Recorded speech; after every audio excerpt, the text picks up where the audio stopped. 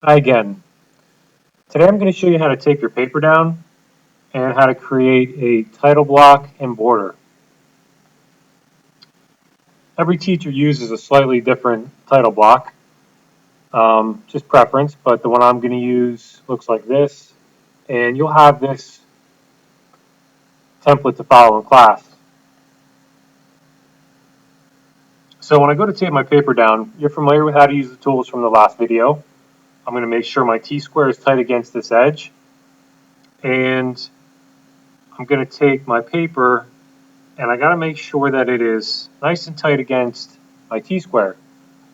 And that's really an important thing, that you tape it down perfectly every day, or when you come in from day to day, if it was slightly off the day before, you're going to run into problems with your lines not being square.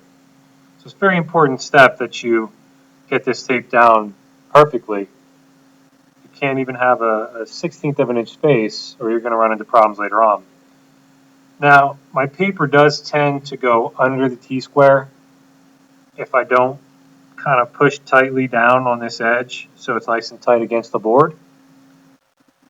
Then I'm going to slide my paper up to that edge, and you'll notice that it hits it nice and tightly. Now, what I noticed was in the past, if you hold your hand down on the paper for an extended amount of time, it seems like the moisture and the heat from your hand tends to make the paper wavy. So I like to just use my fingertips if I can. Now, I've already torn off 4 pieces of tape. If you're doing this at home, or if you're watching outside of class as an outsider, you might want to get some drafting tape. It's not quite as sticky as regular masking tape, which is a good thing because it won't rip your paper when you go to remove it later on. So I want to tape all my corners down, and I want to make sure that tape is nice and flat. If you ever get a wrinkle or a crease in it, it creates a high point that your tools, when they're sliding over the tape, can catch onto them and end up ripping the tape off. So you want to make sure that's down nice and tight. I also don't cover too much of the paper's corner with the tape. If I cover too much and I come way into here with it, it's going to create a problem later on when I go to make my border, especially because it's going to be in the way of where my lines need to be.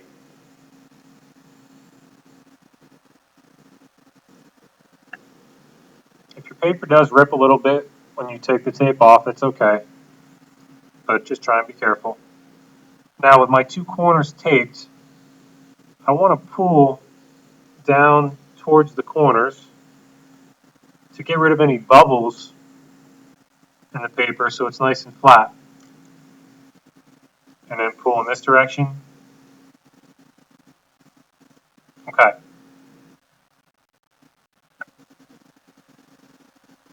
It's always a good idea to double check it and make sure you didn't move before you start. Make sure there's no space. Okay, now I'm going to go ahead and make my border. I have a 1/4 inch border around the entire paper. I'm going to start with that. So first thing I want to do is, let me review the pencils with you quickly. Remember the 3 pencil types we have in class? We're going to use F for our object lines, B for border and title block, and 9H is for our construction lines, very light lines.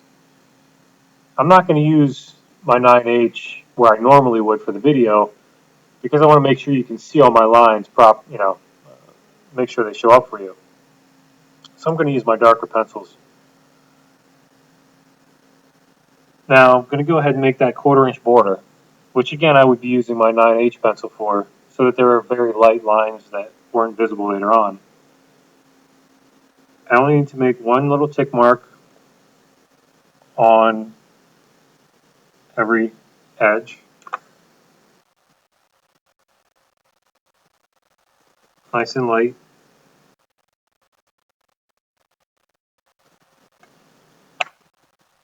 Now,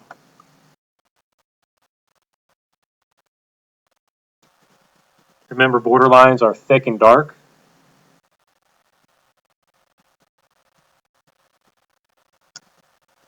When you are a beginner and you're starting out, you could use 9H if you don't feel comfortable making your lines dark in case you have, make a mistake. But it can save you time later on when you get better, just to do them perfectly the first time, or not necessarily perfectly, but as good as you can. With that said, I'm not going to start all the way at the edge of the paper because I know there's a 1/4 inch here that I have to come in. So I can eye it up, or I can go a little bit farther and erase later on with my eraser shield. I'm going to make one consistent line, and I'm going to pull my pencil in this direction. You always want to pull your pencil this way. You never push in that direction.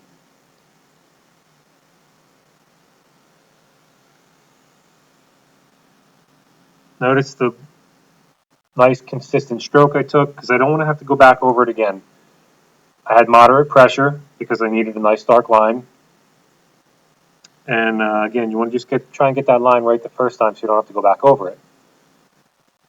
Another thing that you're going to see me do is spin my pencil with my index finger and my thumb slightly. I'm just going to spin the pencil very slightly. And what that does is it keeps your tip consistently pointy, if you will. Instead of me always drawing without ever turning it, I'm going to create a flat spot, and then that can create inconsistencies in the thickness of my line, which I might not want. Notice the dust that was left behind. I want to get rid of that so I don't smudge. Now I'll do my vertical line. Make sure you hold your tool down tightly so it doesn't move. Spin your pencil. One nice, even, consistent stroke.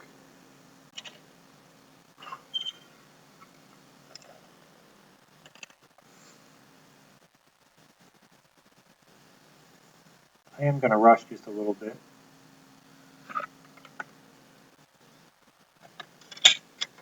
So this doesn't take too long.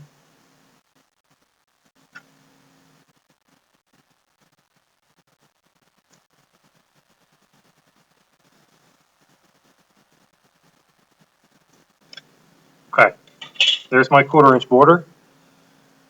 Now, on my template, I have a 3/8 inch title block, but I have to go ahead and put 1/8 inch high text in there eventually. And you're going to learn how to save time as you go. One trick is I need to make a mark at 1/8 of an inch, a 1/4 inch, and 3/8 of an inch. So I need 3 tick marks here.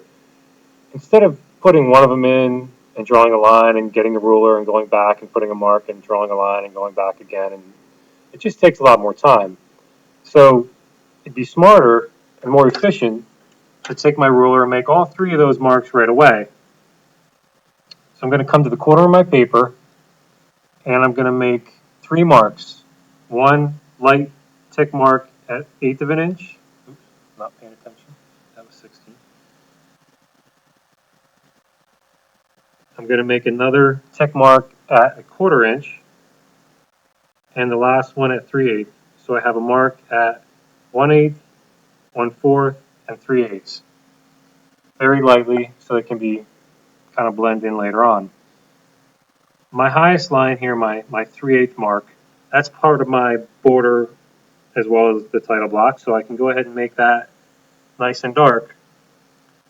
The 2 lines in the middle now are very, very light construction lines for my text. So I'm going to use my 9H pencil, and only light enough that your eye can see them. You want them to be extremely light.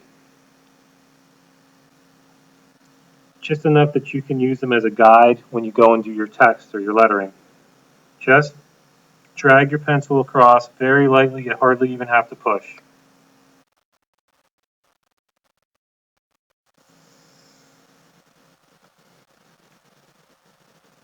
Okay. And that's how you make the majority of your title block. And then if you follow the template, you're going to put a couple more lines in vertically at said dimensions. They will be dark with a borderline pencil. And then you go ahead and put in your text as you learned in class. So that's how you make your border in your title block. Now, your eraser shield, remember, if you went a little too far in the corners, you have to erase.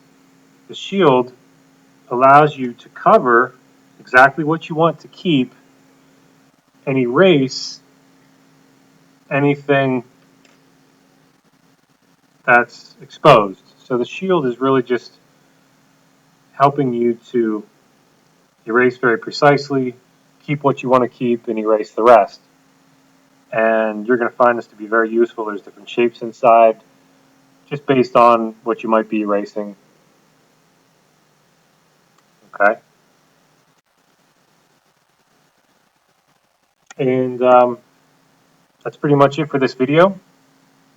The next video, I'm going to teach you how to draw an orthographic.